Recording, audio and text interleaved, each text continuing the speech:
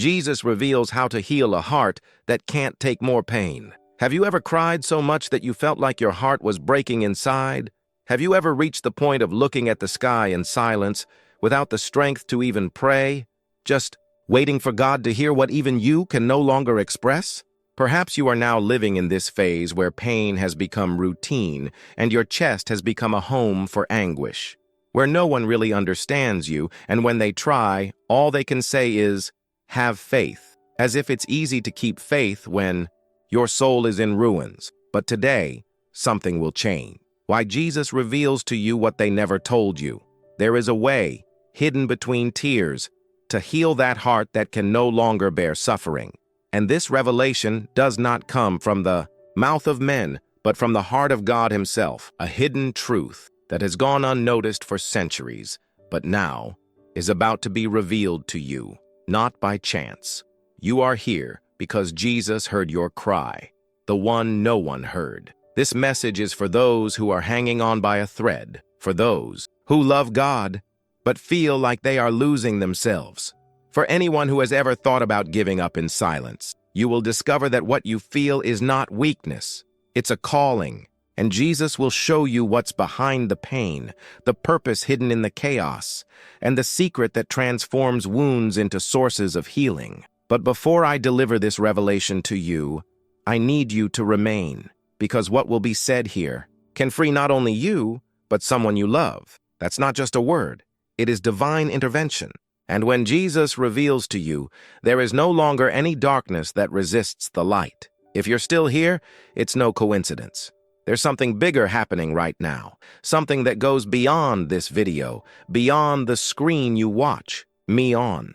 You are living a sacred moment because Jesus reveals to you that this is not just another message, but a direct summons from heaven to your weary soul.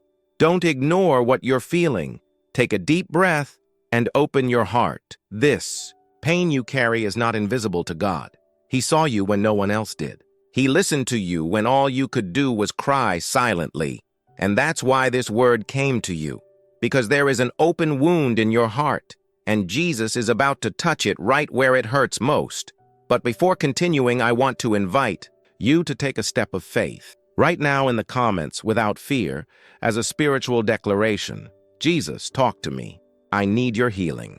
This is not just a comment. It's a public outcry, an act of spiritual courage. And if this message is touching your heart, enjoy this video now as a seed of hope. When you click like, you are allowing this word to reach other people who are also bleeding inside and need to hear exactly what you are hearing right now. This is evangelization. It's ministry. It's healing in motion. And if you haven't signed up yet, do so now. This is not just any page. This is a place of revelation, of liberation, of restoration. Here, Jesus reveals to you what your soul needs. And stay with me until the end, because there is something Jesus revealed about this pain, and you need to hear it before you leave this video. What will be said next could change everything. Get ready, because God may speak directly to you.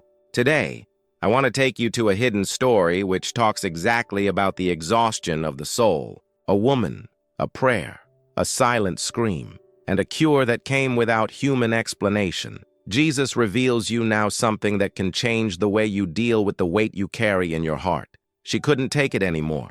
Their prayers seemed to have been swallowed by the closed sky. Her empty belly was the reflection of an equally dry, exhausted, hopeless soul. Anna was in the temple, but more than that, she was on edge. The exhaustion wasn't just physical, it was existential. She was mocked, belittled, ignored. With each passing year, a new wound opened. Each celebration, a cruel reminder that her blessing had not come. And that afternoon, in the middle of the temple, she didn't give a nice speech. He did not recite a memorized prayer. Anna just cried. The Bible says she was in bitterness of soul, a kind of pain that eats away from the inside, that doesn't need words, who doesn't expect any more applause. He just wants God to answer. 1 Samuel 1:10 says, "She prayed to the Lord with bitterness of soul and wept profusely." This is the prayer that moves heaven, the prayer of those who no longer have strength, the cry of those who are about to give in. Anna represents everyone who has gone to the temple, but found no comfort. Everyone who has already bent the knee, but remained with a broken soul. Everyone who said Amen with their lips, but thought about giving up with their hearts. Have you ever felt this way? Have you ever come before God with words stuck in your throat and the certainty that He no longer hears you? Have you ever tried to believe in promises while time screamed that nothing was going to change? So you need to know this. Healing an exhausted heart does not begin with the answer. It starts with presence. Hannah was not healed when she received her son. Hannah was healed when she poured everything at the feet of the Lord, when He tore His soul before the altar, when she prayed so intimately, so deeply, so painfully, that the priest thought she was drunk. It was at this level of surrender that the miracle began. Jesus reveals to you that there is a type of prayer that cannot be rehearsed. It is born of desperation, from the collapse, from the end of the line, and that is exactly where God begins to act. Because when everything falls apart, the sky opens up. When you stop trying to control, He begins to restore. And it is in this spiritual exhaustion that Jesus meets you, not to accuse you of being tired, but to remind you that He Himself carried this burden, and that you were not created to live crushed by invisible pain. Now stop and reflect. Is this pain you feel really a sign of failure? Or is it an invitation from God for the healing that comes from total surrender?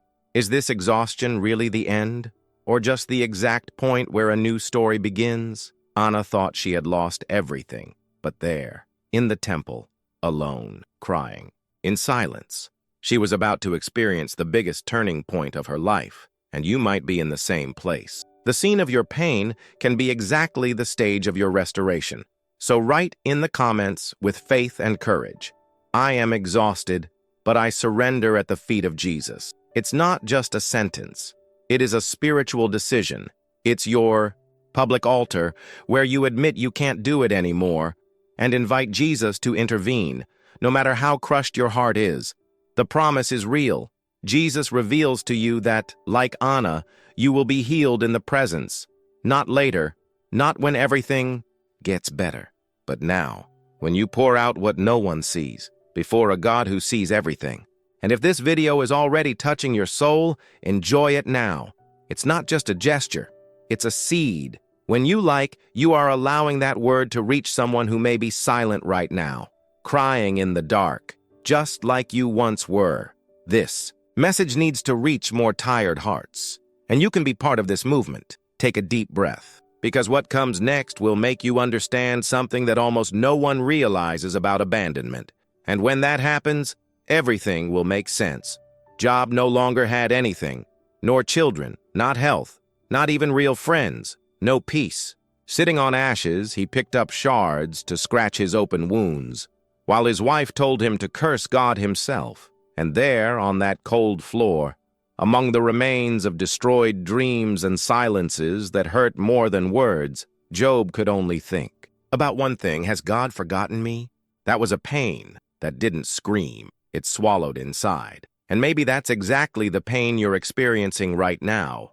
That suffocating feeling of praying and not receiving an answer. To cry out and only hear the echo of your own voice. Of crawling emotionally inside the house, smiling on the outside but dying on the inside. Maybe no one knows what's happening to you. Maybe you are surrounded by people but feeling invisible, ignored even by God. But do you know what shocks this story? It's just that, even in silence, God was working for Job. In the invisible, in the intangible, in the incomprehensible. Everything he lost would be restored. Not just restored, it would be multiplied. And here comes a hard-to-swallow, but liberating truth. God's silence is never absence. It's a secret movement. It's construction in silence. It is preparation for the miracle. But many give up in the meantime. Many abandon faith when God seems mute, and live trapped in the idea that if there is no answer, there is no love. And here is the error. Because heaven doesn't respond to our haste, it responds to our faith. Job had no explanations. He received no justification. but he kept his heart focused on the Lord, even without understanding. And maybe that's exactly what Jesus is trying to reveal to you today. You don't need to understand. You need to trust, because he has not forgotten you. He's doing something behind the scenes, something your eyes can't yet see, but your heart can feel, if you let it. Now tell me, is God really silent? Or are we the ones who no longer know how to listen?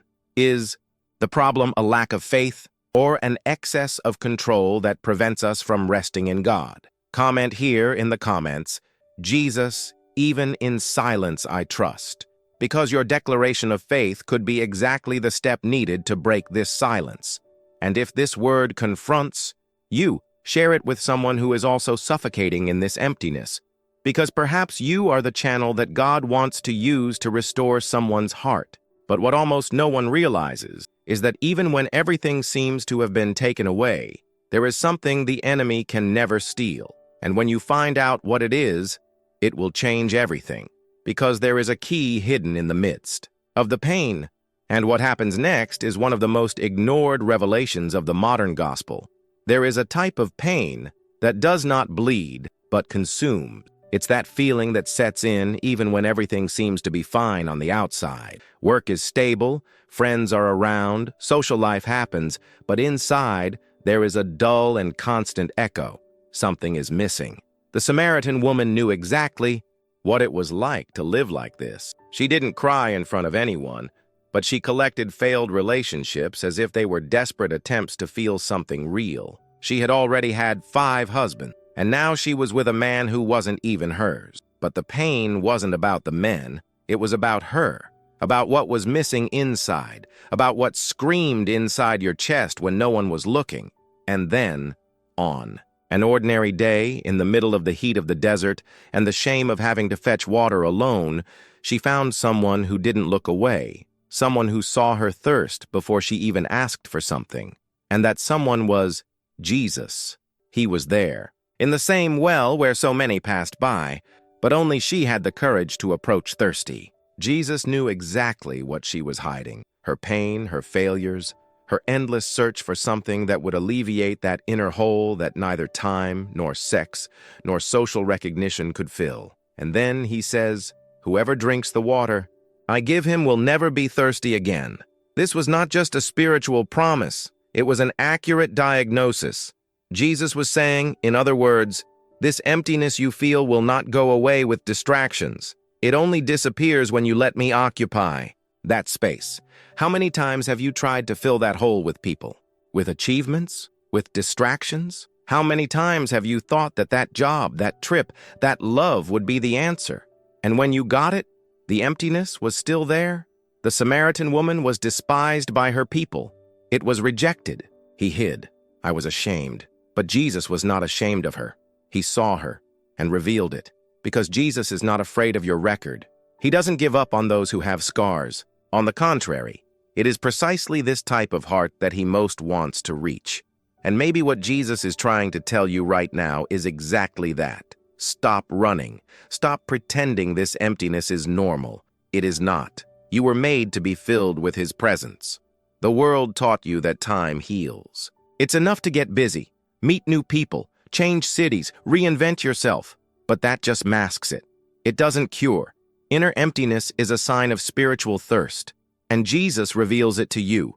Only he can be the source. Only he can give you water that truly satiates. Not the water of human promises that evaporate, but the living, eternal, restorative water. Can you imagine what would have happened to the Samaritan woman if she had given up going to the well that day? And you, how many times have you almost given up looking for something new, thinking that nothing would make a difference? But you are here, and that is already a sign. Maybe this will be your encounter at the well. Maybe Jesus is waiting for you now, not with judgment, but with the answer your tired heart needs. The emptiness you feel is not a defect, it's direction. He is pointing you to the only source that can truly heal you, and this source has a name, Jesus. Now tell me, is this emptiness you feel really the fault of the world around you? Or is it the absence of God at the center of your being? Could it be that you haven't fulfilled your needs yet because you're looking in the wrong place? Comment with courage now. Jesus, fill my void. Declare this in the comments as a cry of faith and share this video with those who live anesthetized inside, because many are smiling on the outside but silently begging for help. Your click could help someone. And here comes something that few understand, and that will challenge everything you've been told about satisfaction and purpose. Because there is a hidden secret in this woman's encounter with Jesus, and when you understand what really happened there, your vision of God's love will never be the same. But what if I told you that the biggest mistake you make is something no one ever told you about? There are pains that we can explain, losses that come with a name, disappointments that have a cause, sorrows with defined faces. But what happens when sadness has no face, and when it invades like a mist, without permission, without warning, and just settles in, turning everything to gray? What about when the soul seems to implode and there is no plausible explanation for the pain? It is exactly at this point that suffering becomes cruelest, when it cannot be described, only felt. And that was more or less the scenario in Bethany, when Martha and Mary found themselves facing the cold body of Lazarus. They weren't just crying for a dead brother. They cried for a Jesus who took a long time to arrive. They cried for a hope that did not materialize in the time they expected. They cried for a miracle that seemed to have come too late. And in that environment full of inexplicable pain, Jesus, the Son of God, the incarnate Word, did not preach. He cried. This is the shortest verse in the Bible, but perhaps the most profound. Jesus wept. Just 2 words, but an abyss of compassion. Because there, among the sisters' tears, the disappointment of mourning, and the silence of heaven, Jesus revealed something that few religions dare to admit. The incarnate God did not ignore human pain. He felt it. He was moved. He allowed the tear to fall, not because he doubted Lazarus's resurrection, but because he cared about the pain of now. Maybe you are experiencing exactly that, a nameless pain, a sadness that insists on visiting you. When everything seems to be calm, you wake up, do what needs to be done, but you carry an invisible weight in your chest, a kind of inner mourning, even without having lost someone. And maybe no one understands. Maybe you've already blamed yourself for feeling this way. But Jesus reveals to you, even unexplained sadness has a place in the heart of God. You don't need to justify yourself before Him. You don't need to have a defined cause for your crying. He does not require a diagnosis to provide comfort. He just gets closer. He just feels with you. He just cries too. Because what Martha and Mary discovered that day is what many forget today. Jesus never arrives late. He arrives at the exact moment when the heart is ready to know not only the power of the resurrection, but the depth of the love that weeps with those who suffer. What if I told you that your pain is valid, even if no one sees it? That your sadness has value, even when you can't explain it. That the fact that you can't name what you feel doesn't cancel out what you're feeling. This is one of the cruelest lies of modern suffering, that we should only pay attention to pain when it is justified. But Jesus never asked for justifications. He just walked over and cried. And now I want to provoke you to a deeper level of truth. Do you have the courage to admit that you feel pain, even without knowing why? Or are you forcing yourself to smile, to carry on, to be strong, even when everything inside you is falling apart? Take a deep breath, close your eyes for a moment, and allow yourself to feel this message. Jesus is with you, even in this nameless sadness. And no, you're not exaggerating, not even being dramatic. You're just being human. And that is enough for the divine to manifest itself. So now I challenge you. Comment here, without fear of judgment, with all the vulnerability of your soul. Jesus, accept my invisible pain. Yes, write that down, because maybe this is the first step towards your relief. And if this word was like a mirror to your soul, share it with someone who, like you, is suffocated on the inside, but silent on the outside. Because sometimes, all someone needs is to know that they're not going crazy. They're just feeling more than others can understand. But that's still not all. Because there is something that almost no one notices in this story of Martha, Mary, and Lazarus. Something that completely changes the way you see God's timing, God's response, and the pain you are experiencing right now. And what happens next will challenge your faith like never before. Are you ready to see what Jesus reveals in the midst of nameless pain? There are times when the heart no longer responds as it used to. You hear promises, beautiful words, well-known verses, but everything comes back and forth. It's as if something inside you has shielded itself, built a thick wall around faith. And the most devastating? You don't always know how it started. He just realizes that he can no longer trust, not in people, not in life, not in God. It's as if pain has become a filter. Everything is now seen with suspicion, with fear, with a, what if everything goes wrong again? And that's exactly why Thomas's story is so brutally human. Because he didn't doubt it because it was cold. He doubted because he was injured. And Jesus knew this. Thomas had followed Jesus.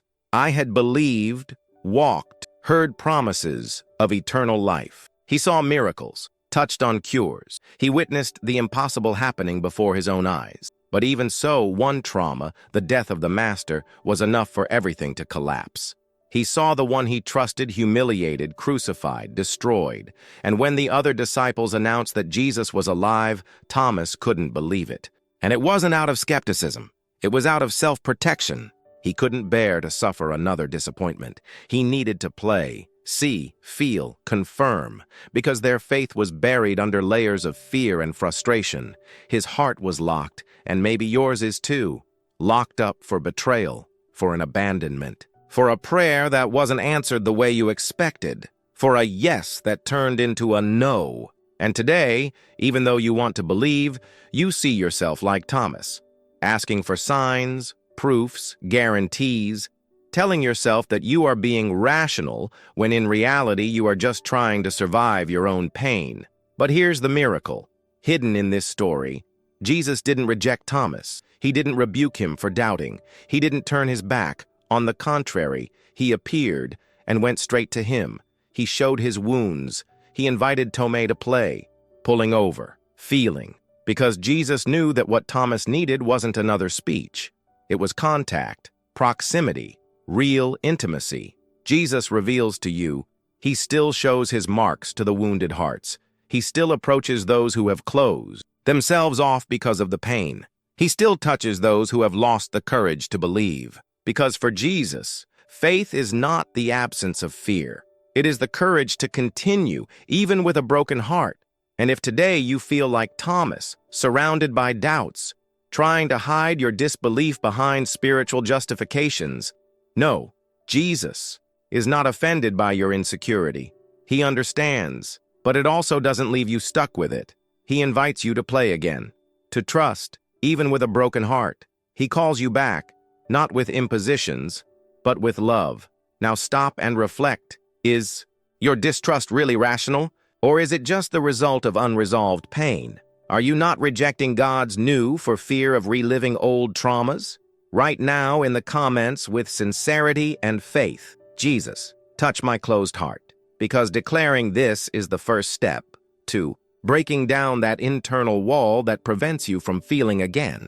And if this word found you in the midst of your coldness, share it with someone you know who also lives protecting themselves so much that they can no longer open up even to God. And now, take a deep breath, because what's about to be revealed goes beyond anything you've ever heard about emotional healing. There is a hidden truth in this story that transforms the way we deal with our emotional defenses, and it can open the door that you have kept locked for too long. But what if I told you that what you call emotional protection is actually the greatest spiritual prison that the enemy has convinced you to accept? Some wars don't happen outside. They don't involve people. They don't get into fights. They don't appear on social media. They happen inside, silent but devastating. These are internal wars, those in which no one sees the wreckage, but the heart feels the weight of each emotional bomb that explodes. It is exactly in this invisible scenario that we find Elijah. One of the greatest prophets in the Bible, a man used by God in an extraordinary way, the same one who saw fire fall from the sky, is now asking for death. running away, tired, crushed by soul exhaustion. He didn't want to live anymore. He could no longer deal with the tension between what he carried in his spirit and what he felt emotionally. And in this conflict, Elijah collapses. He isolates himself. Go to the desert. He lies down under a juniper tree and says, "Enough." This wasn't just an outburst. It was a surrender. Elijah was exhausted inside, at war with himself. And maybe you are exactly like that right now. Nobody knows the chaos that has been happening inside. Uncontrolled emotions, the desire to disappear, the ups and downs. One day you believe, the next you want to disappear. One day you feel like you're going to win, the next you feel too small. It's not a lack of faith, it's emotional fatigue. Elijah did not lose faith in God. He lost the strength to continue. And it is at this point that Jesus reveals something that can become the key to your understanding. God did not order Elijah to get up and go preach. He didn't even reprimand him. He ordered him to eat. Let it be fed. Let him rest. Because God knew that the problem was not spiritual, it was emotional. It was physical. It was mental. And that changes everything. Why is the church so silent about this? Why do so many believe it is a sin to feel emotional weakness? Why did they teach that the servant of God must always be well, always strong, always ready? That's not gospel. That's religiosity. Elijah was no less anointed because he wanted to die. He was human, and God, in his infinite compassion, understood this. He didn't demand performance. He offered care. He sent an angel with hot bread and fresh water. Because before raising prophets, God restores people. And he wants to do the same with you. He wants you to eat. May you breathe. May you treat yourself with mercy. Because the road ahead, as the angel said, will be very long for you. This is not the time to give up. It's time to get stronger. Now think with me. How many times have you punished yourself for feeling weak? How many times have you judged yourself for not having strength, for not being able to pray, for not being able to get out of bed?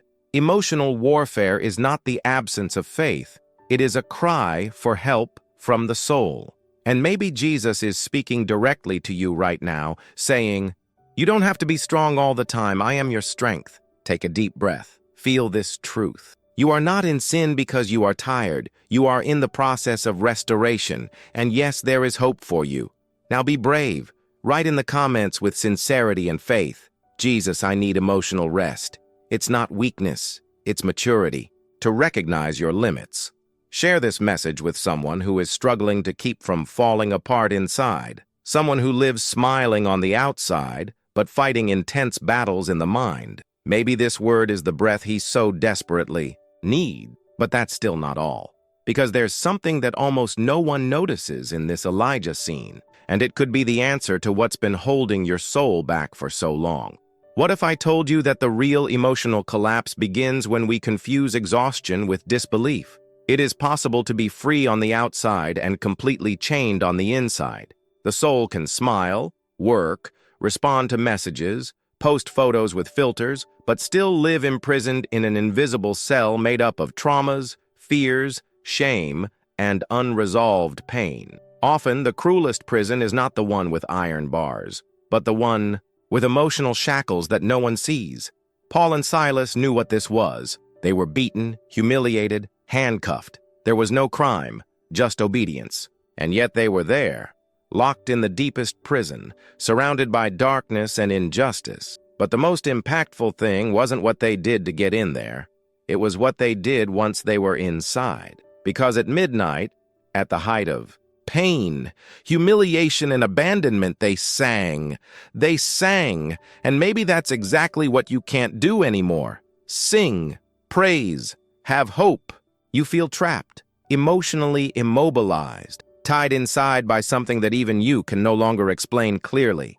Maybe it was unhealed abuse, abandonment that left deep wounds, or repeating cycles that always end with you feeling small, unwanted, insufficient. Maybe the name of your prison is depression, or anxiety, or guilt, or fear. And the worst thing is that the more you try to hide it from others, the more suffocated you feel. But Jesus reveals something that breaks the logic of this pain. Paulo and Silas did not sing after the miracle. They sang before. They didn't wait for the door to open to worship. Worship was the key. Praise was the spiritual earthquake that shook the foundations of the prison. And that changes everything, because this teaches us that liberation is not just an external work, but an internal movement. God doesn't just want to open physical doors.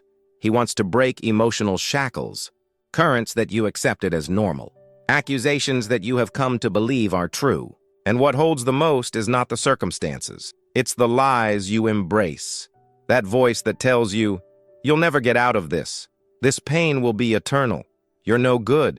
But what if these voices are echoes from the prison and not the voice of the Father? What if the only thing needed for the chains to fall off is a change within you, a courageous decision to stand up even with your soul hurting and declare, God is still with me even here, because He is. Paulo and Silas didn't sing because they felt like it. They sang because they knew that even in the pain, heaven was still standing, and God heard. The earth shook, the chains broke, the doors opened, but the most extraordinary thing was that they didn't run away, because true freedom had already happened inside. It was no longer about leaving a place. It was about being transformed within it. And maybe that's the key you haven't found yet. It's not about changing the environment. From home, routine, it's about breaking the shackles that keep you a slave to untreated emotions. And this is only possible when, even in the midnight of your soul, you choose to sing. Now, with all the courage you still have, declare this in the comments. Jesus, I choose to sing even in prison. Because this is one of the most powerful statements you can make, not because it denies pain, but because it reaffirms faith in the midst of it. And share this word with someone who is emotionally paralyzed. Maybe this person has never said anything, but is silently begging for a key to free them. Be that key. And if this has touched something deep inside you, take a deep breath, because there is more.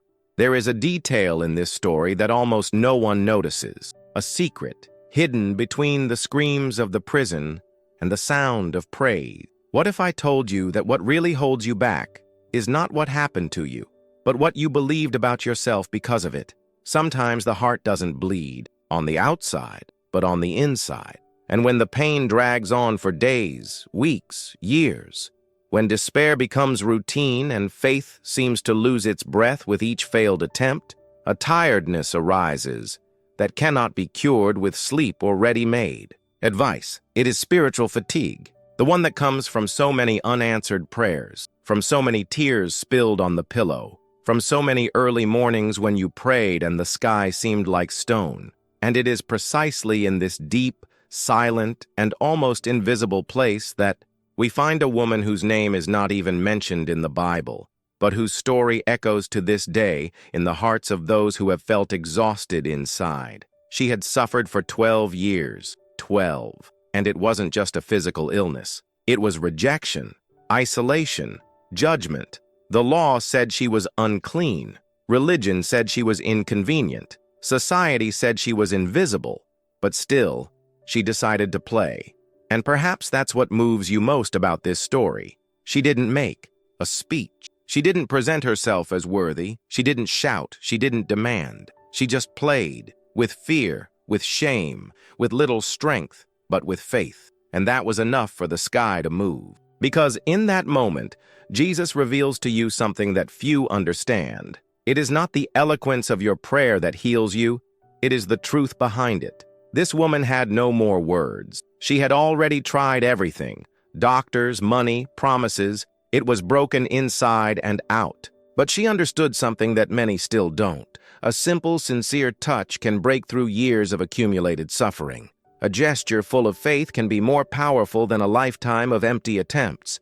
What Jesus felt at that moment was not just a body touching the cloak. It was a soul that could no longer take it anymore, reaching the only place where hope still lived. Now stop and look inside yourself. How many times have you thought about giving up your faith because apparently nothing was happening? How many times have you felt like you prayed, cried out, fasted, and everything remained the same? This woman also thought she had no more. chances. But she went. She rang. And in the midst of the crowd, in the midst of the noise, in the midst of the pressure, Jesus stopped. He felt it. Because sincere faith always makes itself known. And that's why this story is not about a miracle. It's about courage. Courage to keep trying even when everything seems useless. Courage to believe even after years of disappointments. Courage to touch even when everyone tells you not to get close. Because at the end of the day, Jesus doesn't look for those who have strength. He responds to those who still have faith. And here comes the most impactful moment. When Jesus asks, "Who touched me?" He knew exactly who it had been. But he wanted to give a voice to a woman who spent her entire life being silenced. He wanted to bring her to light. I wanted to validate your pain, honor your courage, heal not just your body, but your identity. She touched to be healed. He called her to be restored. And maybe that's what you need right now. Not just a relief, but a complete transformation from the body, from the soul, from the name, from the past. Jesus wants to call you out of the anonymity of pain and say, as he said to her, "Your faith has saved you. Go in peace." Now boldly write in the comments, "Jesus, I touch your cloak with weary faith." Yes, that's right, tired faith. Because this is also faith, the faith that insists even with a trembling heart. Share this message with someone who seems to be giving up inside. Maybe this person never says it out loud, but is silently screaming for a touch. Be you the channel for the miracle to happen, and if that word reaches you, hold on tight, because there is a detail in this encounter between Jesus and the woman that few realize, and it can completely change your way of praying, hoping, and fighting. What if I told you that that woman's greatest miracle wasn't the cure, but the fact that she walked to Jesus even with her body bleeding and her soul almost erased? What hurts the most isn't always what has already happened. Sometimes what paralyzes the most is what hasn't even come yet. The future, when not placed in the right hands, becomes an invisible prison, a shadow that grows on the horizon and robs us of the joy of the present. And the fear of tomorrow can be silent, like a recurring thought, or violent like an anxiety attack in the middle of the night. It may be disguised as excessive planning, control, or the inability to dream.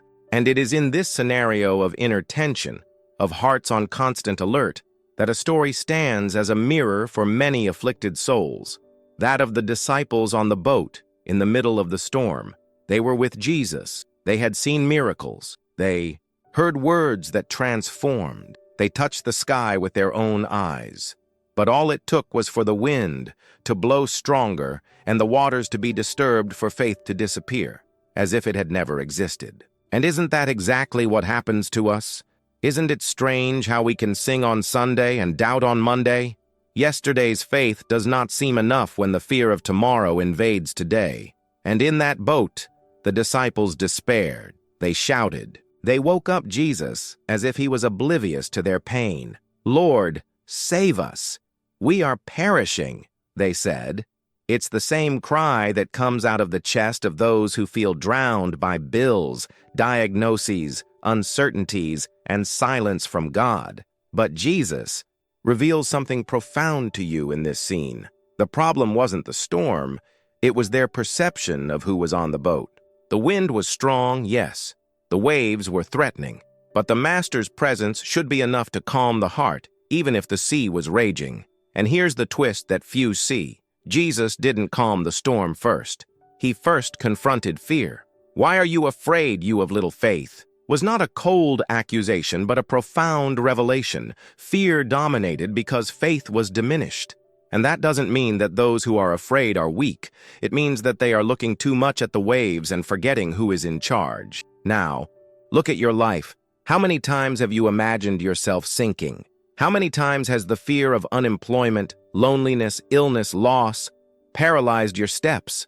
How many decisions have you stopped making because the future seemed too cloudy?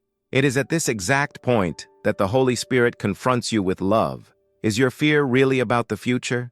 Or is it about doubting those who care for it? Because if Jesus is on the boat, it doesn't matter how big the storm is. The problem is that many want him to act before trusting. But Jesus reveals it to you. It is trust that releases the miracle. That night, the disciples saw Jesus' power over the wind and the sea. But more than that, they learned that God's silence is not absence. It's a test. It's teaching. It is faith building. Jesus slept, yes, but he was not absent. And this is perhaps the biggest provocation of this text. Could what you are calling abandonment be, in fact, an invitation to spiritual maturity? Because faith that depends on control is not faith, and the fear of tomorrow is overcome not with answers, but with presence. The presence of Jesus changes the climate before changing the circumstances. Because when he is there, the heart can rest even in the midst of chaos. Take a deep breath and think now. Have you been living as if Jesus were awake in the boat, or as if you were alone rowing against the waves of life? Because how you respond to the storm reveals who you truly trust. Perhaps today, Jesus is asking you the same thing he asked 2,000 years ago. Why are you afraid? But his question is not judgment. It's an invitation. Invitation to get out of panic and into peace. Peace that does not depend on circumstances, but on conviction.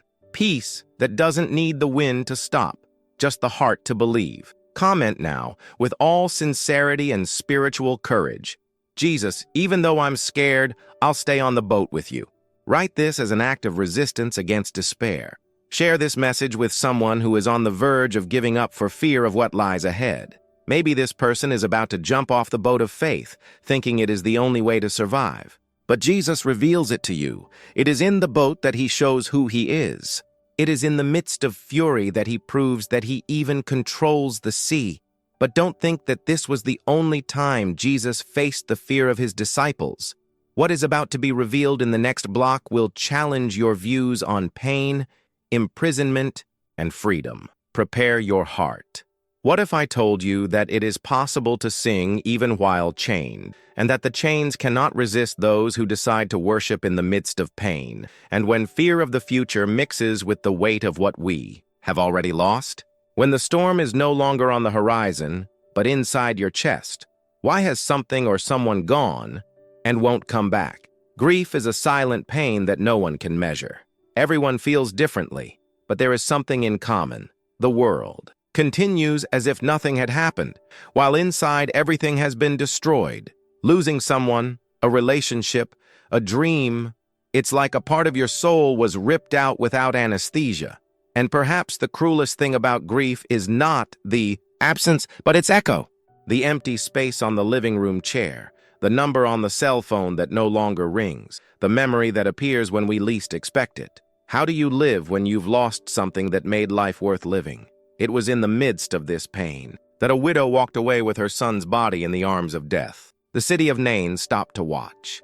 Everyone cried with her, but no one could return what she had lost. And maybe you feel exactly like this, surrounded by people, but completely alone with your pain, because there are mourners that do not appear. In the obituary, these are emotional, spiritual, relational losses. It's losing someone who is still alive. It's losing yourself. And that woman, devastated, had no strength to cry out. I just walked. As many do today, they survive automatically without hope, without the courage to expect something new from life. But Jesus reveals something to you in this scene. He doesn't need to be called to act. He feels your pain before you can even explain it. The Bible says that upon seeing the widow, Jesus was moved with deep compassion. And he said, "Don't cry." Perhaps it seems insensitive for someone to say this to a grieving mother. But coming from Jesus, this phrase is not a denial of mourning. It is an announcement of life. Because Jesus does not minimize our pain, he enters into it. Don't watch from afar, he gets closer. And there, in front of everyone, the bier touched. And when Jesus touches what is dead, something supernatural happens. The boy got up. Death had to retreat. Crying gave way to hope. The crowd, previously marked by lament, now exploded in glory. Because Jesus reveals it to you, wherever he arrives, even mourning becomes testimony. But the question that no one wants to answer is, do we really believe that Jesus can still touch what is dead in our lives?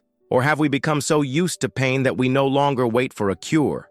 The pain of grief does not have an exact time, But there is an eternal antidote, the presence of Jesus. He didn't just come to comfort, he came to resurrect. And this does not mean that everything you lost will be returned exactly as it was. It means that God can generate new life even from ruins.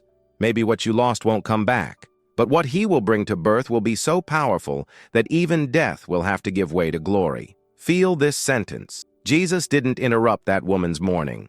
He gave it a new meaning.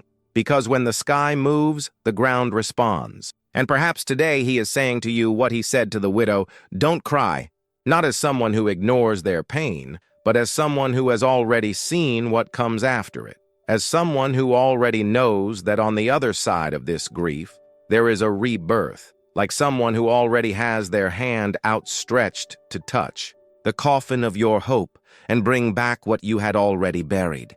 Maybe it's not a person.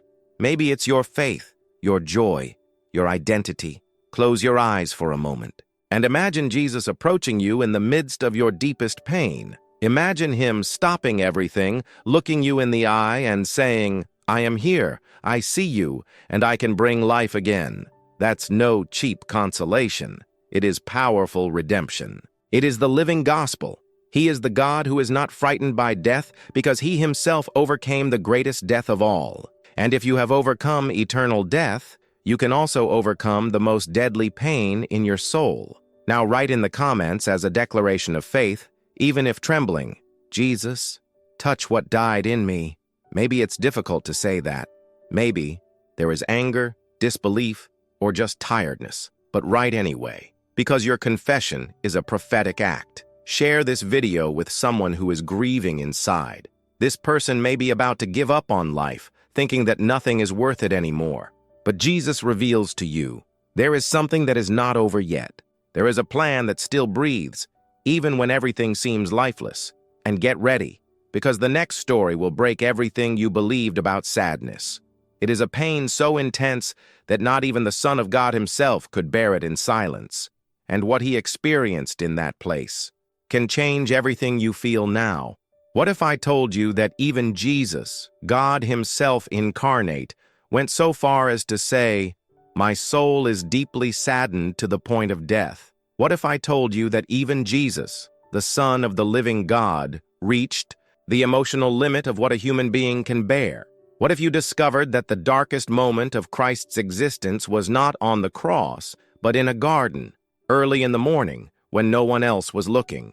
There are pains that become so silent that they make no noise on the outside, but scream inside the soul. There are anxieties that cannot be explained in words, just with the weight of a sigh, with the trembling of hands, with a look that loses its shine.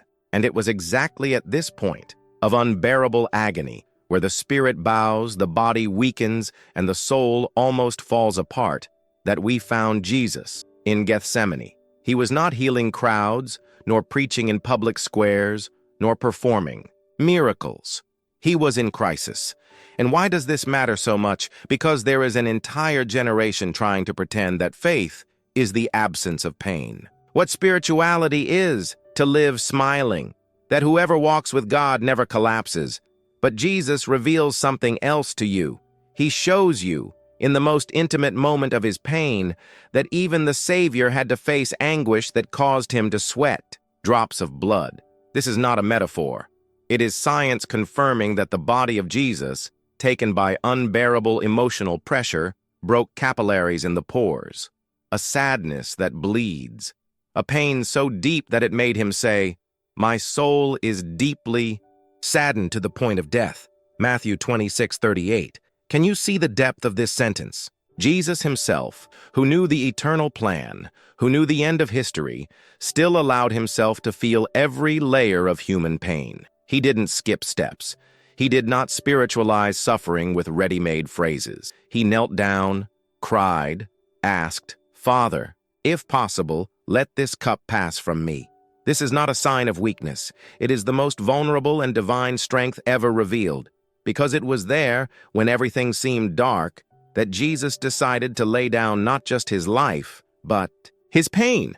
And that changes everything, because perhaps you are trying to hide your anguish for fear of appearing too weak to God. But Jesus has already gone before you on this path. He doesn't judge you for feeling overwhelmed. He understands. He lived it. Jesus' anguish was so real that he needed company. And still, those closest fell asleep.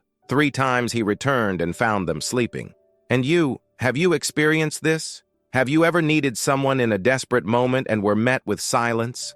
The pain of not being understood, of facing the abyss of the soul alone. Jesus reveals to you that he does too, that he felt the abandonment, the tiredness, the anguish of someone who carries a pain that no one can share. But even so, he didn't give up. He didn't back down. He decided to continue.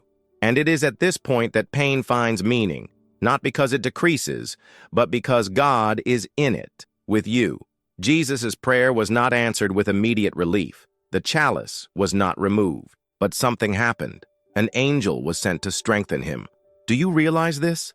The pain didn't go away, but the strength arrived. The cross still awaited him, but now he had peace to face it. And maybe this is the revelation you needed today. God doesn't always change the scenario, but he changes you. He gives you breath where there was only tightness. It gives you hope in the midst of the crisis, sustains you in the middle of the night. And like Jesus, you too will go through this Gethsemane, but you'll get out of there standing. Can you feel it? The Holy Spirit is touching the deepest part of your being right now. It's saying, I understand you. I've been there. I've cried where you're crying. Pain does not disqualify you from faith. It brings you closer to the Christ who felt the same. And this needs to be said. If even Jesus had a sad soul until his death, who are we to pretend that we are always? Okay? Enough of spiritualizing wounds without treating them. No more suffocating emotions for fear of appearing weak. Jesus did not nullify suffering. He sanctified it. And today, this pain can become the most fertile soil for intimacy with God. Now take a deep breath and write in the comments if you dare. Even with a wounded soul, I choose to trust. That's not a pretty phrase. It is a cry of spiritual resistance. It is an act of war against darkness. Share this word with those who live smiling on the outside, but crumble on the inside. With whom have you ever thought about giving up because the pain seemed greater than faith? Jesus reveals to you that there is no anguish that he has not faced. And more than that, there is no pain so deep that his love cannot reach. And if this touched your heart, if you felt like this was the moment God pulled you back from the shadows, click like as an act of faith, as if to say, I continue. Even with tears in my eyes, I continue. Because there's something that needs to be said now, something that will challenge everything you believed about guilt. Because what comes next is about the weight of a mistake, and what Jesus did to someone who betrayed him can change your story too. What if I told you that the guilt that paralyzes you today is the exact place where Jesus wants to rebuild you? But what if I told you that there is a pain that consumes the heart more powerfully than grief, abandonment, or even loneliness, a silent pain that no one sees, but that destroys you inside every day, a pain that you imposed on yourself and, therefore, you believe you deserve to feel? What if the weight you carry today is not because of the pain they caused you, but because of the pain you cause? Blame, that short word that turns into a life sentence inside the soul. And it always appears like this: after the mistake, after the wrong choice, after the silence that should have been a word, or the word that should have been silence. And maybe you're experiencing exactly that right now, trying to move, but paralyzed by memories of what you did. And here comes the point that will deconstruct you inside. Jesus reveals to you that even those who betrayed him with a repentant heart were restored. The scenery is dense.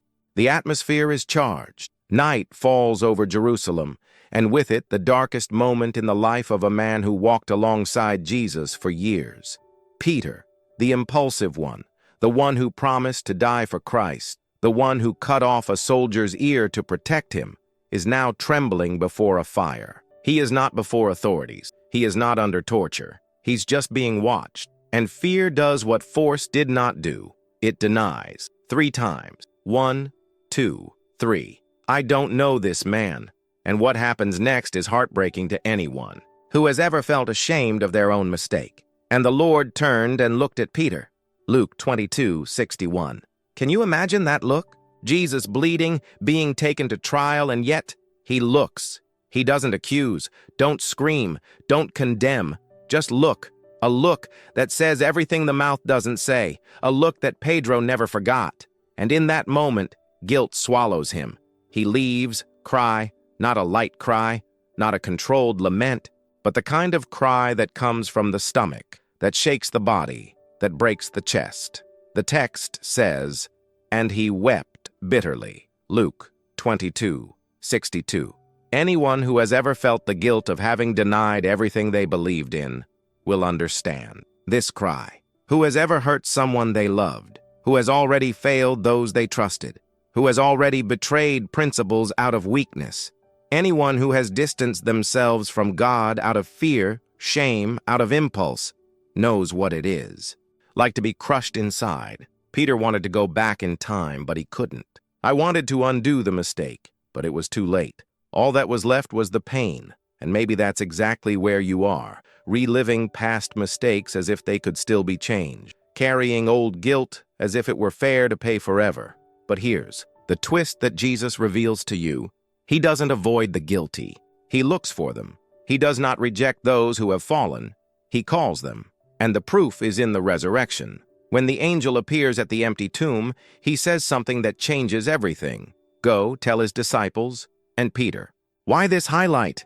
Because Peter needed to know that despite his mistake, he was still loved. Because those who feel guilt generally believe that they have been excluded, that no longer has a place. But Jesus made a point of including him by name. Do you know what that means? That the mistake you made does not have the power to nullify the calling that God gave you. That the sin you committed is no greater than the forgiveness Jesus offers. That the shame that paralyzes you is not the end of the story, but the point where grace begins to rewrite it. Pedro denied it. He cried, but he was forgiven, restored, and it became one of the columns of the church. Who knew? The same man who sank in guilt was used to raise thousands. And now here's your question. Can you forgive yourself? Can you let Christ's gaze pierce your guilt as it did Peter that night? Or are you still stuck in the cycle of self-punishment that the enemy convinced you to repeat? Guilt without forgiveness becomes prison, but guilt with regret becomes healing. And this needs to be said truthfully. The pain of making mistakes is inevitable, but life sentence is a choice, and Jesus does not condemn you. Take a deep breath now and allow yourself to feel this release. Close your eyes, imagine that look from Jesus, and understand. He knows what you did, but still he loves you. Still, he calls you. Still, he includes you. Not because you deserve it, but because he decided to restore you. And if that word crossed your mind, write boldly in the comments, "My mistake does not define me." Yes, this will confront those who believe that God only uses perfect people. It will scandalize religious people, but it will free the wounded. And maybe you are one of them. Share this video with anyone who is being crushed inside by something that has already happened, someone who can't follow because they think they lost everything with one mistake. Jesus reveals to you, even those who have failed can be lifted up. And now, if you felt God's touch on this block, know that what comes next will deconstruct the most common idea we have about faith, because there is pain so intense that it turns into revolt against God himself. And what the Bible shows us about this can completely change the way you see pain in heaven. But what if I told you that the anger you feel towards God is actually the desperate cry of someone who just wants to be heard? But what happens when pain doesn't bring you to the ground, but makes you raise your fists against the sky? When does suffering not make you more submissive, but makes you rebellious? There are pains so violent, so incomprehensible, so illogical, that instead of prayer they generate screams. Instead of worship, questioning. Instead of "Lord, I trust," what comes from the soul is, "Why?" And if no one told you, I tell you now, with all the clarity that Jesus reveals to you, there are times when even those closest to God rebelled against him. And they were not expelled for it. They were heard. They were transformed. They have been renovated. And perhaps you also need to know that God is not too fragile for your fury. He is enough Father to receive it. And no one expressed this pain better than the prophet Habakkuk. He was not an unbeliever. He was not an atheist. He was a man who knew the voice of God. And yet, in a moment when everything around him seems to be falling apart, he does what many of us fear to do. He asks, he accuses, he raises his voice, he tears the chest. How long, Lord, will I cry, and you will not hear me? I will cry out to you, violence, and you will not save? Habakkuk 1:2. He's tired. He is confused. He is, above all, frustrated by divine silence. The city was in ruins. Justice had become a joke. The wicked prospered. The faithful fell. And Habakkuk could no longer bear to see all this while it seemed like God watched in silence. Have you ever felt this way? As if it screamed to the heavens, but the echo was the only answer? As if you asked for justice but received abandonment? As if you live each day waiting for divine intervention that never arrives? And, in the midst of this, pain, still feel guilty for being angry with God? For today, Jesus reveals to you that even your anger has room in the presence of God, that He is sovereign enough not to be threatened by your questions, and that your sincere questioning can be the bridge to an even deeper revelation, because it was in the midst of this crisis that Habakkuk had an encounter with something he did not expect, the unshakable character of God. And when God responds, He does not give long justifications. It doesn't explain the suffering, but it reveals His holiness, His righteousness, His sovereignty, and that changes everything. In chapter 3, something unbelievable happens. The prophet who began the book with shouts ends in adoration. He says, "Though the fig tree does not blossom, nor is there fruit on the vine, yet I will rejoice in the Lord." Habakkuk 3:17-18. This is not a naive faith. It is not the faith of someone who has everything. It is the faith of someone who has lost everything, except the conviction that God continues to be God. And this is the faith that transforms anger into reverence, despair into devotion, the cry in anthem, because there is a type of praise that is not born from what is received, but from what is recognized. Can you see this? That sometimes frustration with God is the deepest sign that we still believe in Him, that those who rebel are because they still have hope that God could have done something different, and that this hope, even if distorted, can be the starting point for a restoration that surpasses human understanding. Because God doesn't always respond with solutions, but He responds with presence. And when He manifests Himself, even the most wounded soul finds peace. And now, I need to ask you something that you may never have the courage to answer publicly, but that you need to face internally. Have you ever felt angry with God? Have you ever looked up to the sky and thought, the Lord could have stopped this, but He didn't? Have you ever wanted to pray, but couldn't, because inside you were screaming? And if so, why did you feel you needed to hide it?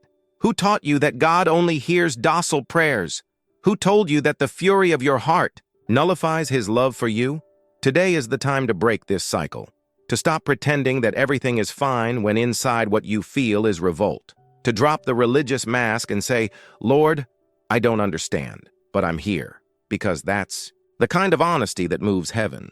And if this message spoke to you, if you confronted something that was hidden inside your soul, comment now, I was honest with God. It may seem controversial. It can scandalize those who live on appearances, but it will heal those who need to free themselves, because no one was healed by pretending to be whole. And now, before continuing, I invite you to a spiritual act that can reach lives you can't even imagine. Click like as a sign that the truth has set you free. This gesture can make this content find another heart torn inside. And if you feel like this happened to you, share this video, because maybe someone around you is right on the line between faith and frustration. And this word could be the thing that pulls them back into the arms of the Father, and the strongest is yet to come. Because if today we talk about pain that rebels against God, what happens when that pain turns into giving up? What if the absence of hope is so profound that not even faith can reach it? The story you will hear next will viscerally confront the idea that anyone who loses faith is lost, and perhaps she is proof that Jesus never abandons hearts that have given up even hoping. But what to do when the soul no longer screams because it has become accustomed to silence? What if the pain no longer hurts? Does it just numb? There is a pain even more dangerous than anger or guilt. It is the pain of spiritual apathy, the pain of the soul that no longer expects anything, not from God, not from people, not from itself. It's when the heart no longer allows itself to dream, because all previous attempts have ended in frustration. And it is precisely in this silent stage of camouflaged despair that many are today. They wake up, live, breathe, but they have stopped believing that something can really change. And if this is your case, listen carefully to what Jesus reveals to you at this moment. Hope is not a fragile feeling that depends on circumstances. Hope is a person. And even when you lose your way, this person walks by your side. 2 disciples, a path, an invisible morning. The story of those who followed Jesus, but who now walked with their heads down towards Emmaus, is one of the most revealing in the Bible. They weren't crying. They weren't crying out. They were just giving up. It was over. Everything they believed in had been crucified. All the expectations they had placed on Jesus had died along with him. And even though rumors of resurrection circulated for them, these were nothing more than rumors fueled by despair. They wanted distance from all that. And the verse that sums up their collapse of faith is in Luke 24:21. We hoped that it would be he who would redeem Israel. This sentence is like a broken whisper from someone who still believes that God exists, but no longer believes that he will intervene. Have you ever felt this way? Have you ever looked at your life and said, I hoped God would change this, but he didn't? Have you ever prayed for something so hard for so long, and when it didn't come, something inside you just died? This pain of we waited is a silent but devastating pain. Because she doesn't scream, she is silent. It does not manifest itself in revolt, but in coldness. And that's where the danger lies, because when we stop waiting, we stop listening. When we stop believing, we stop realizing that Jesus is still present, even when we think he is gone. What many ignore in this passage of the Word is the most surprising detail. Jesus was already walking with them, while they spoke of his absence. He hears every word. He witnesses every outburst. He approaches in silence. And when he decides to speak, he begins by asking, "What are these words that you exchange among yourselves as you walk? And why are you sad?" Luke 24:17. What do you mean, Jesus asks? He knows the answer, but he wants to provoke reflection. He wants them to verbalize their pain so they can recognize how far they have strayed from hope. And the most exciting thing, Jesus does not correct them for doubting. He walks with them, teach, explain, bring out the promises. And finally, as they break the bread, their eyes open, and they realize he had never left. They were the ones blinded by pain. And maybe you are like this too. Jesus by your side, and you believing you are alone, because his eyes were dulled by the pain of the wait that was never fulfilled, by faith that was used as a bargaining chip for the promises that you believed would happen within a human period. But Jesus reveals to you now that not everything that didn't happen was a failure. Sometimes it's protection. Sometimes it's part of the process. Sometimes it's preparation. And almost always, it is silence that precedes a revelation. Now listen to me carefully. If this story is shaking you inside, if it is stirring areas of your heart that you thought were already numb, comment now. Jesus, rekindle my hope. Say it like a cry, like a choice. Because you may be so used to frustration that you no longer realize what it's like to have expectations. And this comment could be the beginning of the restoration of an area that you yourself buried. Don't allow your pain to define how much God can still do for you. Don't confuse his time with indifference. Jesus was not late for the disciples of Emmaus. He arrived at the time when they most needed to realize that hope was never buried. She always walked with them. And if this message is making sense to you, don't keep it to yourself. Click like as a sign of faith. Share this video with someone you know no longer expects anything from life, because sometimes a click, a video, a story can rekindle the flame that time has tried to extinguish. But what you will see now goes beyond the loss of hope, because it's not just the absence of expectations that destroys. There is an even more acute, crueler, more hidden pain, the pain of having to start over from scratch, when what was lost was everything that supported your identity. And what comes next is a story about new beginnings that no one chose, but that changed everything forever. Prepare your heart, because this turning point will make you see the fresh start as a divine calling.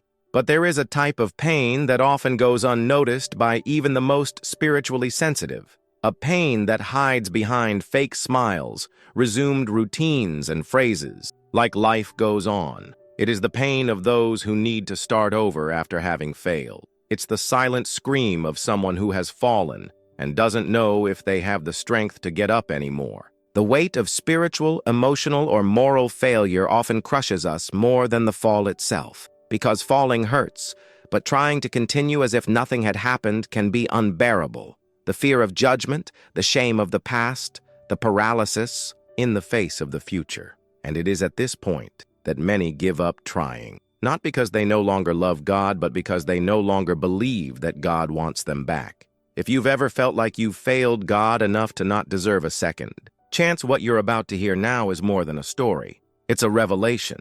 Jesus reveals to you the heart he has for those who stumble, not to punish them, but to restore them. And no one represents this better than Pedro, the same Peter who walked on water, who saw the miracles, who promised loyalty until death. But in his darkest hour, he denied knowing Jesus 3 times. And he didn't just deny it. He ran away. He cried bitterly. And after that, it disappeared. He was not at Calvary. He was not at the burial. Everything he knew as a calling dissolved into guilt. Peter was broken. And more than regretful, he was confused about his place in the kingdom. Now imagine the scene. Days after the resurrection, Peter returns to the place where it all began, the sea. He goes back to fishing, not out of passion, but out of disorientation. When you lose your spiritual direction, it's natural to try to return to your old comforts. But the detail is cruel. He fishes all night and doesn't catch anything, not even what he knew how to do before works anymore. And in the morning, when tiredness was already weighing more than the empty boat, a voice echoes from the beach. Cast the net on the right side. John 21:6.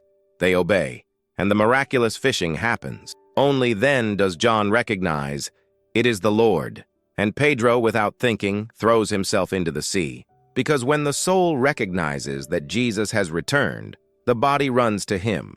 But the most decisive moment was yet to come, because Jesus, intentionally, recreates a scenario, a fire, bread, fish, and a heavy silence, until he looks Peter in the eye and asks, "Do you love me?" John 21:15, 3 times, the same number of times that Pedro denied it. But now, with each affirmative response, Jesus restores not only Peter's soul, but also his purpose, feed my sheep.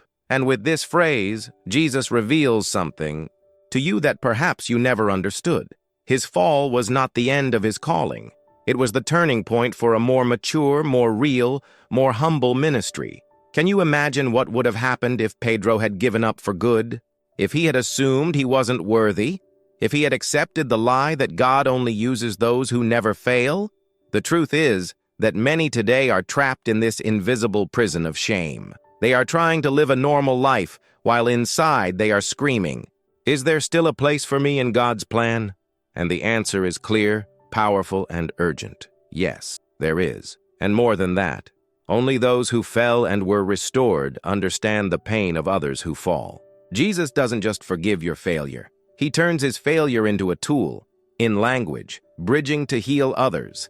But this only happens when you accept to start over, not with guilt, but with confidence.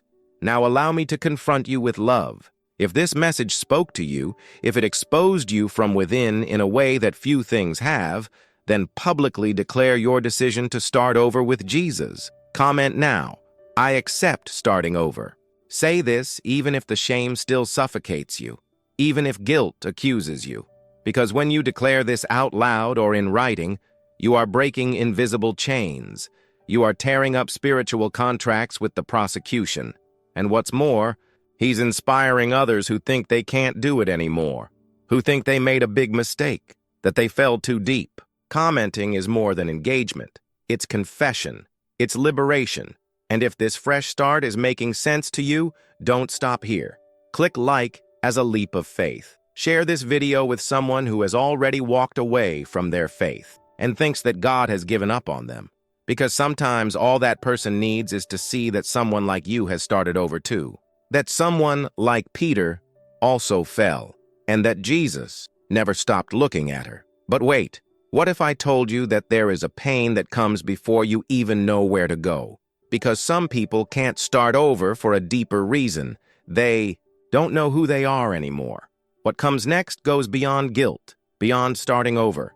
It's about identity, about when pain breaks not just what you do, but who you believe you are. And this next story will reveal something you may have never heard about yourself. What if the pain you feel is not from something you lost, but from someone you no longer recognize? What if, behind your tiredness, is the anguish of not knowing who you are anymore? There is a pain that does not bleed on the outside, but eats away at everything inside. The pain of having lost your own identity. And the cruelest thing is that this loss often happens little by little. You don't wake up one day and just forget who you are. No, you are distancing yourself from your essence so subtly that you only realize it when you are already unrecognizable even to yourself. And the worst thing is that, in this state, any applause sounds empty. Any compliment seems fake, because nothing others say can fill the hole of not knowing what you are beyond the pain you carry. This silent pain has a name. It's a broken identity. And it feeds on the voices you've heard throughout your life, telling you that you were insufficient, inadequate, too imperfect. It is the mark of traumas that ripped away your confidence and hollowed out your truth. But what if I told you that?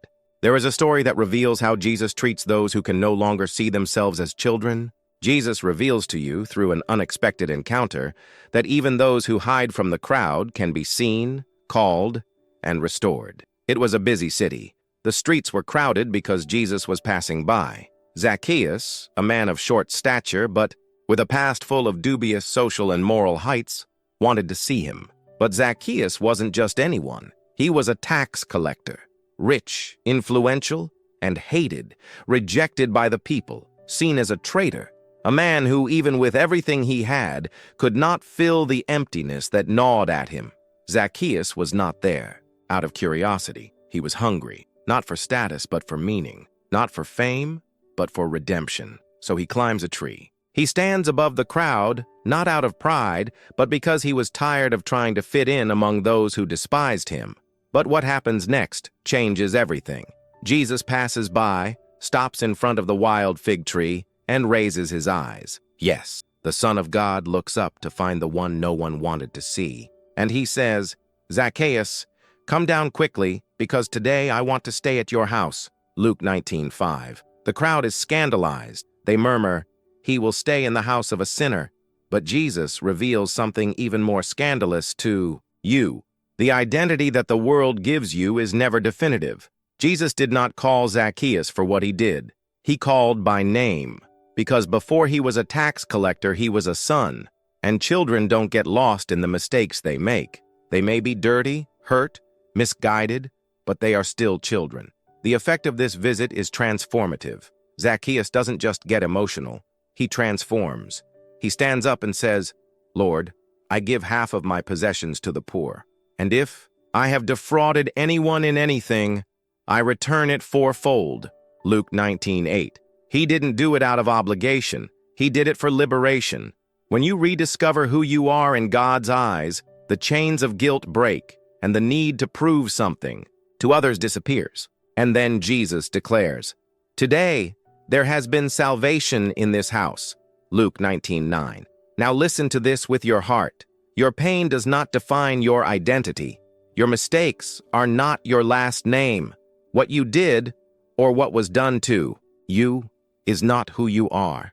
You may be broken inside, but there is a name that continues to belong to you. Son. And it doesn't matter if you've already lost yourself. Jesus never lost sight of you. He knows where you hide. He sees beyond the masks. He calls you by name, not by what they did to you. And maybe that's the hardest part to believe, because when identity is hurt, even God's love seems distant. But today, this word finds you, and more than moving you, she wants to rebuild you. So if you feel like you need to rediscover who you are, declare now in the comments with courage, Jesus, give me back my identity. It's not just a sentence.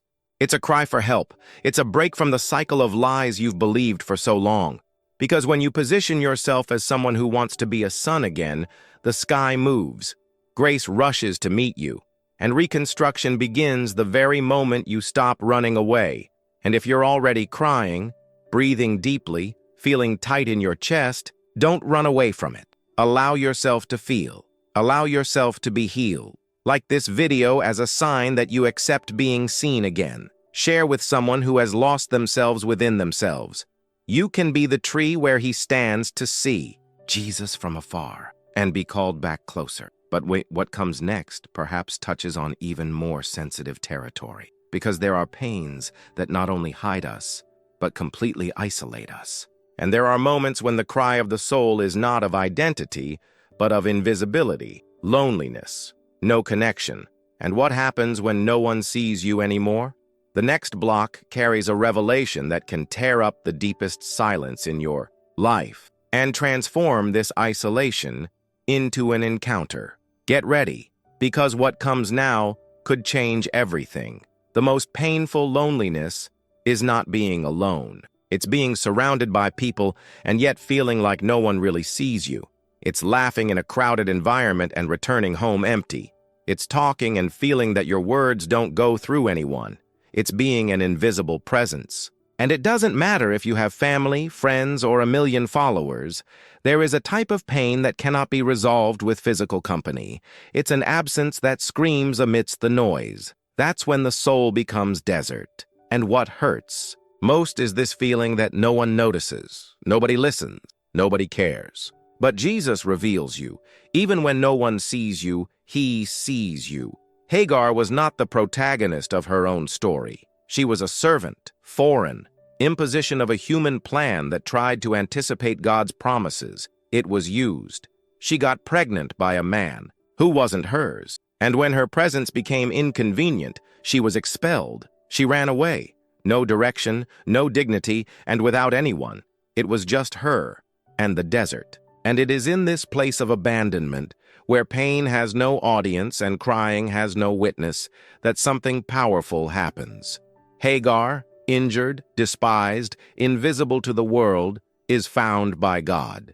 Yes, God himself appears in the desert and calls his name. He doesn't just see her, he talks to her. He asks where she comes from and where she is going. And what this detail reveals is something that can completely transform your perception of pain. God cares about your trajectory, not just your destination. Genesis 16:13 says that Hagar gave the Lord this name, "You are the God who sees me," because she declared, "Have I seen him who sees me?" And here is a revelation that can break years of silence within your heart. When Hagar realizes that she was seen by God at the very moment everyone else discarded her, she understands something that no human embrace could teach. God's presence is not a theory. It is a reality that manifests itself at the exact point of your pain. Jesus reveals to you, your pain is not alone, and neither are you. Because even when the world closes its eyes to you, heaven continues to have its eyes open. And perhaps, right now, you are feeling like Hagar, hurt by decisions that weren't yours, used by people who have promised care, lost between broken promises and broken bonds. And the loneliness that lives inside you is no longer just emotional, it is spiritual. But listen, there is a God who meets you in the desert. He doesn't wait for you to come back clean. It catches up with you in the chaos. He calls you by name, when everyone defines you by your function or error. He looks into your eyes when no one else can look at you. And more, he speaks. And when God speaks, even the desert blooms. Now take a deep breath. Close your eyes for a second. And ask yourself honestly, is what is killing me the loneliness? Or is it the fact that no one knows it exists? If this question crossed your mind, write in the comments with courage and faith, Jesus, see me. Because when you declare this out loud, or in typed words, you are tearing the veil of spiritual invisibility. You are saying to the sky, I still exist, I still wait, I still believe that I can be seen. And Jesus will answer, maybe not how you expect, but sure as you need. And if this message spoke to you, enjoy this video as an act of faith. Share with someone who is smiling on the outside, but dying on the inside. This person may be at work, in your family, or even sitting next to you right now. Don't underestimate the power of a word, because sometimes what someone needs most isn't advice. It is to be seen, and Jesus does it like no one else. But that's still not all, because there is a type of pain that does not manifest itself in screams or silence. It is an internal absence, a feeling of being disconnected not from people, but from God, as if there was a wall between your soul and the sky. And if that's your reality, what comes next could break down that wall once and for all. The next block brings to the surface the pain of spiritual disconnection, and the revelation that Jesus reveals to you can rekindle what you thought had been extinguished for a long time. Get ready, because maybe your reconnection starts now. The greatest pain is not always loud. Sometimes it is silent, hidden behind a trained smile, behind a routine performed automatically, behind phrases like "it's okay" or "it will pass." But inside, something cries out. A muffled scream, a restrained request, a desire that never ceases. I just wanted some peace. And when this internal clamor drags on for days, weeks, or years, the soul begins to get tired, and tiredness does not come from the body, nor from the mind. It comes from the soul that tries to hold everything together while screaming for rest. But Jesus reveals to you, true peace is not the absence of problems. It is his presence. David, the poet king, the victorious warrior, the man after God's own heart, did not ask for castles. He didn't beg for victories. In Psalm 23, he reveals what he really longed for. The Lord is my shepherd. He guides me gently beside the still waters. This phrase is more than poetic. It is a confession of fragility, because no one asks for calm waters if they are not in the midst of internal storms. And here is the key. Even a man who had everything around him longed for something the world could not offer: inner rest. And that's what so many feel today and don't even know how to name. The invisible restlessness, the anxiety for no reason, the fear disguised as productivity, the heart that races, even when the body is still. The peace that the world tries to sell comes in the form of distractions, series, trips, statuses, likes, disposable relationships. But none of these things quiet the soul, because the soul does not feed on dopamine. It feeds on presence, and not just any presence. The soul only finds rest when it is close to those who created it. Jesus reveals to you, the peace you so desire is not in running away from what hurts, but in allowing him to sit with you alongside your pain. His peace does not anesthetize, it transforms. It doesn't ignore the pain, it embraces it. It does not deny chaos, but breathes order into it. Take a deep breath now. Feel honestly what is pulsing inside. How many times have you looked for answers trying to silence your anxiety? How many times have you blamed yourself for not being able to be okay even when everything seemed right? How many times have you heard that it was a lack of faith, and even though you believed, the emptiness was still there? Maybe no one said it, but I'll remind you, even Jesus needed to withdraw to be alone with the Father. Even the Son of God sought calm waters to calm his soul. Why do you still think you need to stand up for everything? Now write this in the comments with faith and boldness. Jesus, lead my soul to still waters. Not just as an outburst, but as a spiritual decision, as if to say, I choose to stop fighting alone. I surrender to your peace. This is not a beautiful phrase. It is a prophetic act, because the enemy does not fear those who cry out for emotional help, but he deeply fears those who run to the shepherd. When you declare this, you are leaving the valley of performance and entering the pasture of rest. And if this video is touching something inside you, enjoy it as a sign of faith. One click, one decision, one step. It may seem small, but it represents a lot. It is you telling your heart that you are no longer alone in this search. Share too. There are people around you who are screaming for peace in their chests, but are ashamed to speak. You can be the channel that Jesus will use to take them to still waters. Don't underestimate the power of a share. It's not just a digital gesture. It's a spiritual mission. But what if I told you that there is a pain even deeper than the lack of peace? A pain that makes you question even the existence of God. That devastating feeling that He has moved away. That you no longer feel Him. That your faith has dried up. Your prayer is no more than the ceiling. Your soul is dry. If you've ever felt this way, what comes next could change everything, because there is a secret hidden in the most honest cry, a man ever made to God. And when you listen, you will realize that even in His absence, Jesus is present. Get ready, because the next block will touch on something that many are afraid to admit, and that few dare to talk about. After trying so much, praying, fasting, seeking, crying out, there comes a time when the soul begins to shut up. Not because he found rest, but because he got tired of not getting an answer. The voice that once vibrated in praise now echoes hollowly. The verses, once alive, sound repetitive. The promises seem too distant for those who are in a valley where the sky seems to have been sealed. And that is where one of the most suffocating pains of the Christian journey lies, when you no longer feel God. When the heart, even a believer, begins to doubt whether He is still there, and Jesus reveals to you, God's silence is never absence. It is preparation. But the disconnection you feel, this distance, this desert, is not abandonment. It's an invitation to dive deeper. But do you have the courage to face this? David, the psalmist king, the valiant warrior, also went through this pain, not once, but several. In Psalm 42, he pours out his soul in a raw cry, "Why are you cast down, O my soul? Why are you troubled within me?" This is not a theological question. It's an existential scream. It is the soul in conflict with itself. How can someone who once felt the glory of God now live in emptiness?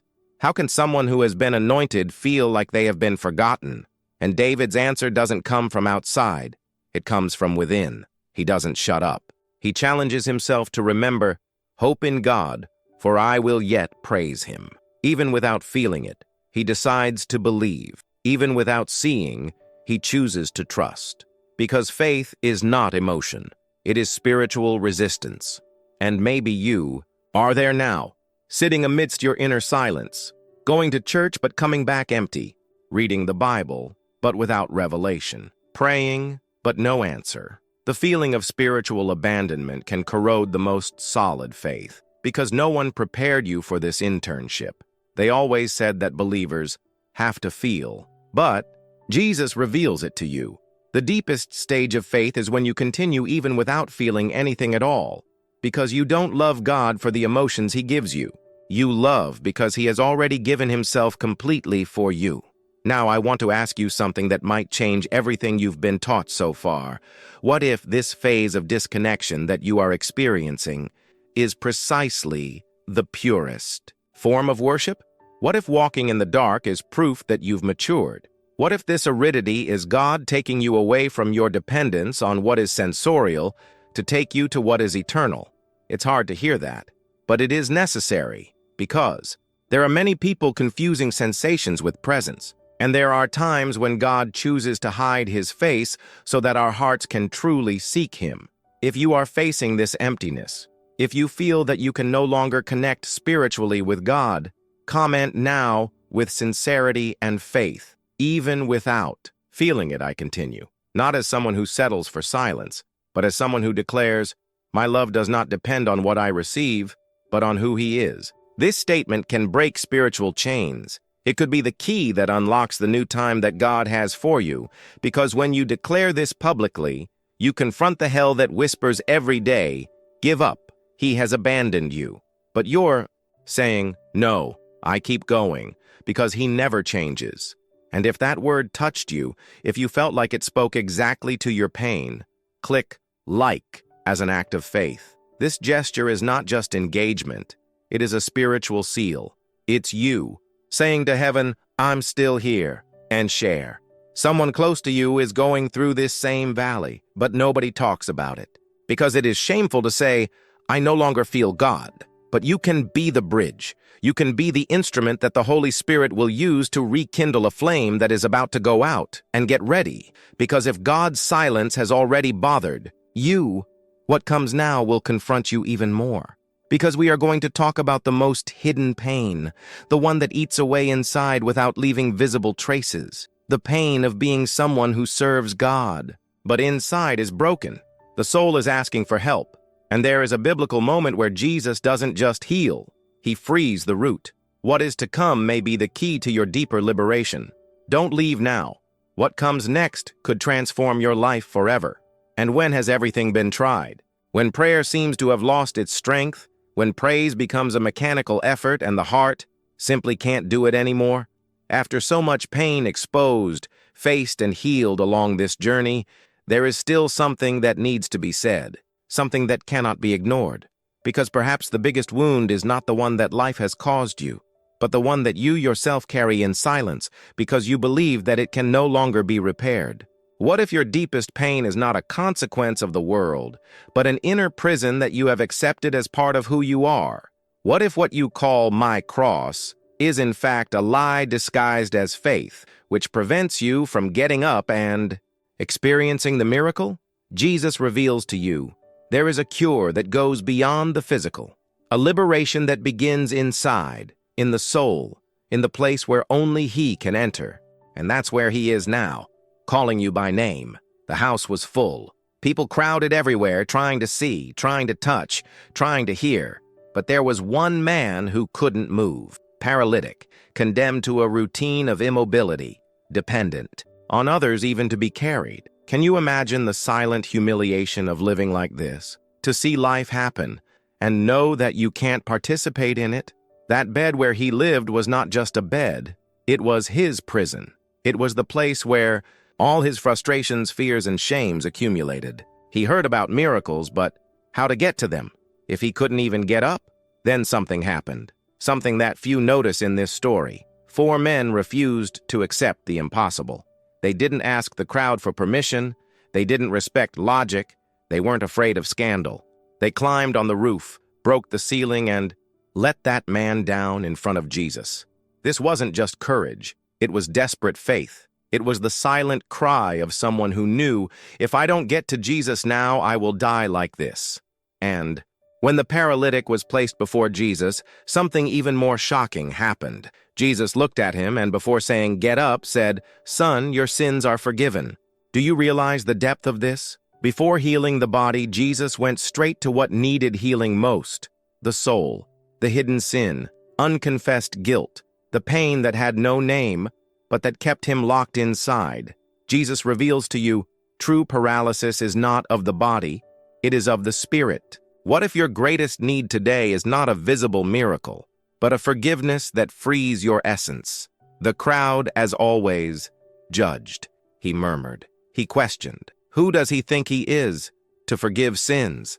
But Jesus, with authority from heaven, declared that you may know that the Son of Man has power on earth to forgive sins. Arise, take up your bed, and go. And at that moment, the impossible gave way. The flesh obeyed. The muscles responded. But the real miracle had already happened before.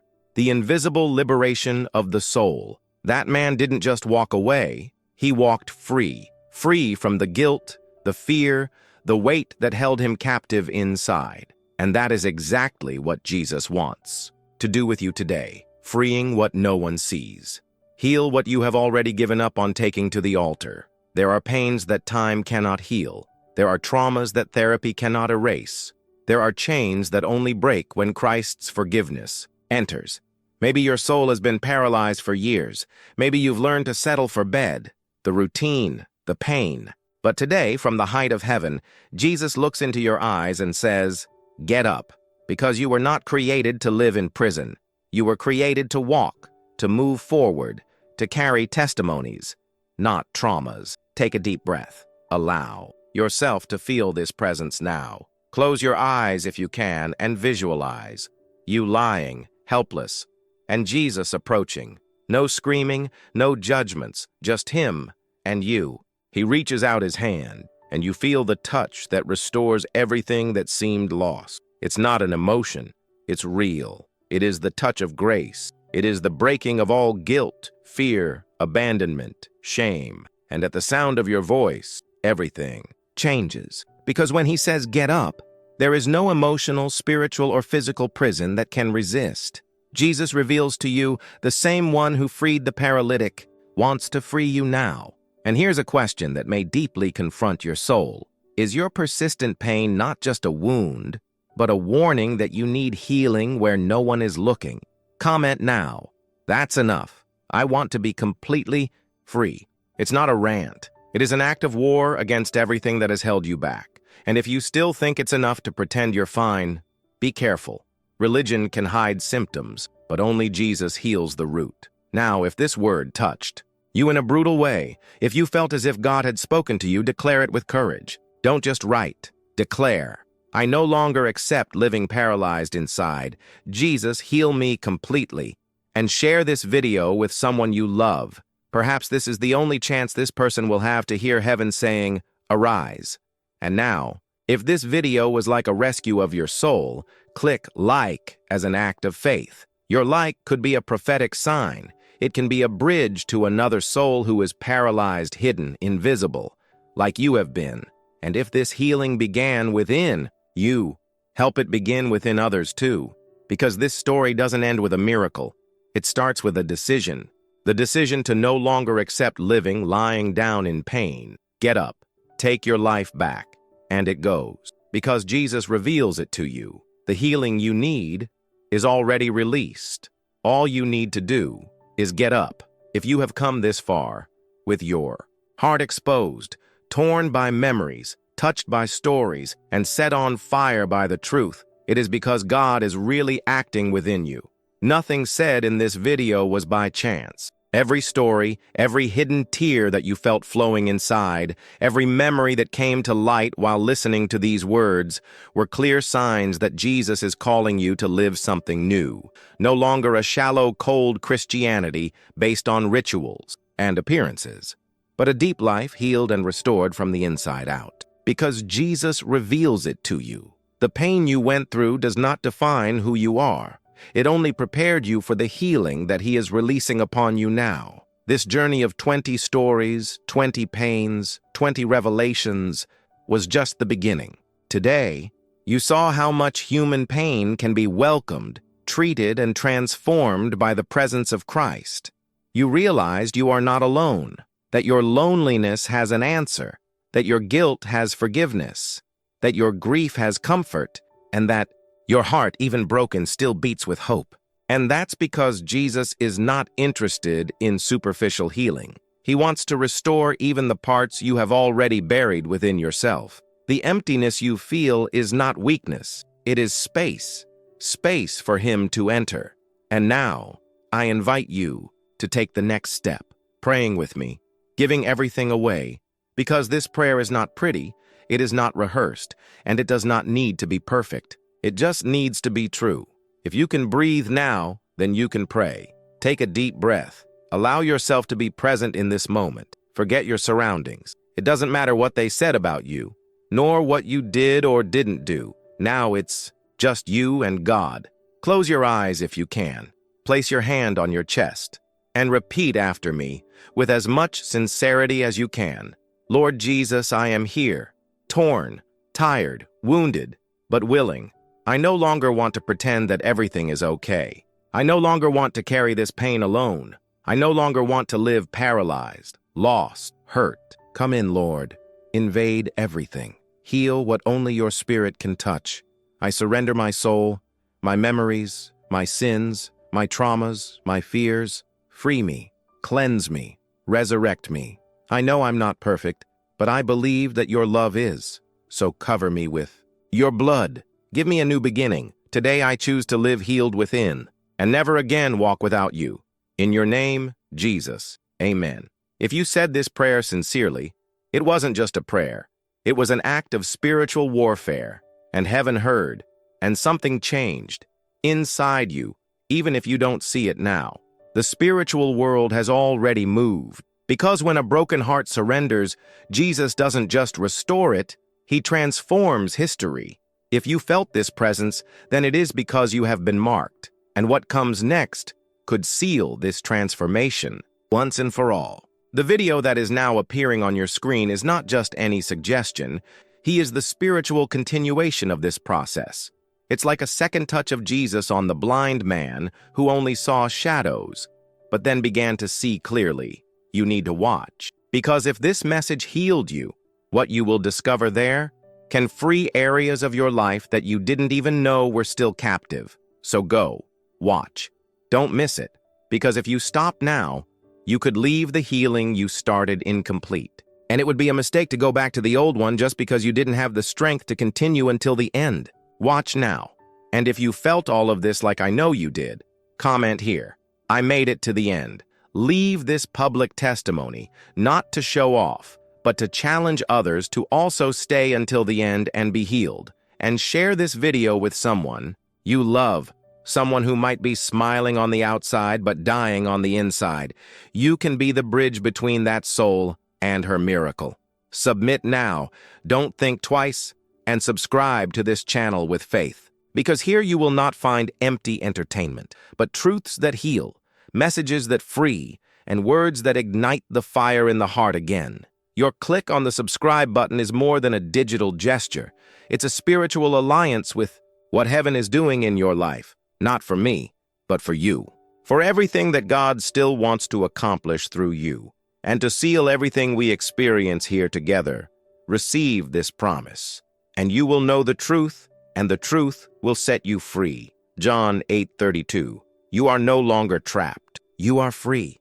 Now go and continue this process, because Jesus reveals it to you. Your healing has begun, but your new story is just beginning.